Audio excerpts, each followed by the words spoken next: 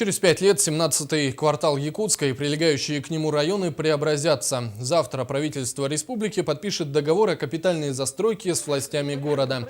Согласно документу, один из самых проблемных районов столицы, 17-й квартал, а также 2-й и 4-й, превратятся в полноценные спальные районы. На месте деревянных домов возведут современные каменные дома, наладят инфраструктуру, построят социальные объекты. Подрядчиком и главным инвестором застройки выступит китайская строительная компания «Джода».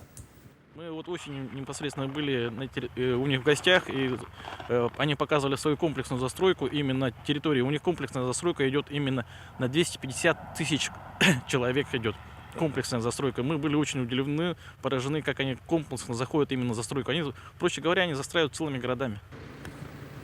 «Джода» входит в пятерку лучших строительных компаний Китая и давно работает на мировом рынке. При строительстве компания использует материалы собственного производства, что должно положительно сказаться на стоимости жилья.